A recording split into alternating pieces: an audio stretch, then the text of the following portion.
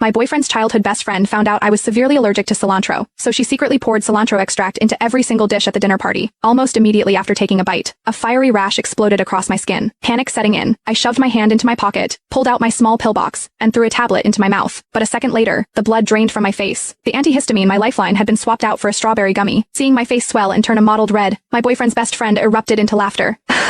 Surprise, I had Valentine swap them out especially for you. I snapped my head toward my boyfriend, gasping hard, my chest tight. Valentine, I wheezed. If you don't give me the pills right now, I am actually going to die. Valentine just frowned, a flicker of annoyance crossing his features. Do you really have to play the fragile little princess all the time? I've never heard of anyone dying from a damn herb. I realized then that arguing was useless. With trembling fingers, I reached for the panic button hidden in my necklace and pressed it hard. Valentine caught the movement. His eyes narrowed slightly. What did you just press? Don't tell me you are calling the cops over a stupid prank. He reached out and yanked the small bear pendant right off my neck. He inspected it for a moment, turning it over in his hand. Finding nothing obviously electronic about it, he scoffed, tossed it onto the floor, and crushed it under his heel. I reached out, trying to grab the broken pieces, but my throat was already closing up. My movements were becoming sluggish, heavy. I am having an anaphylactic reaction, I gasped out, my voice raspy. Please, give me the medicine. Chloe crossed her arms, watching me with an amused smirk, completely unbothered. Are you really in that much pain, Lady Stacy? Or are you just trying to steal Valentine's attention again? I mean, it's one thing when you make up excuses to monopolize him on a normal day, but today is his birthday. Could you stop being such a buzzkill for 5 minutes? It felt like invisible hands were wrapping tightly around my windpipe. I stared at Chloe, entirely helpless. No tiara, but all the princess syndrome. Does it physically hurt you if Valentine doesn't revolve his entire universe around you for one day? So now you are faking a severe allergy just to get him to pity you? A few of Valentine's friends chuckled, the sound ugly and mocking in the private dining room. I really am allergic to cilantro, I forced out, my voice tearing into a raw, desperate scream. Give me the medicine. The room fell silent for a single heartbeat. Then, a wave of uproarious, mocking laughter crashed over me, spurred on by his friend's taunts. Any hesitation Valentine might have felt vanished completely. He tilted his head back, looking down his nose at me. Who says I am babying her? Frankly, I think we let her off too easy. He lightly nudged my leg with his foot. Drop the act, Stacy. Seriously, one more second of this, and I am actually going to be pissed. When I couldn't respond, a flicker of doubt finally crossed his face. He started to lean forward, but Chloe immediately grabbed his arm. I told you she was a good actress. You almost bought it. Who turns purple from an allergy anyway? I struggled to lift my head, forcing the words through a throat that felt like it was packed with wet sand. The pills, please. Before I could finish, Chloe shoved my head back down. She slapped my cheek hard, twice. My face, already swollen, burned a violent red. Is this what you want? She pulled a small, familiar plastic bottle from her pocket, tipped the little white pills into her palm, and tossed them lightly in the air, taunting me. Me eyes tracked the pills like they were my only salvation. Give them. To me, my breathing was shallow and erratic. I used every ounce of strength I had left to reach for her hand, but just as my fingers grazed the plastic, Chloe snatched her hand back and danced out of reach. I collapsed sideways onto the leather sofa, my vision blurred, but I could still see clearly enough to watch Chloe dump every single pill into a dirty ashtray on the coffee table. Then she poured half a glass of stale beer over them. The pristine white pills dissolved into a muddy, toxic sludge, dark bubbles clinging to the edge of the glass. My stomach heaved, and I dry heaved, the violent motion tearing at my swollen throat. Oh, look at that. She still knows how to act disgusted.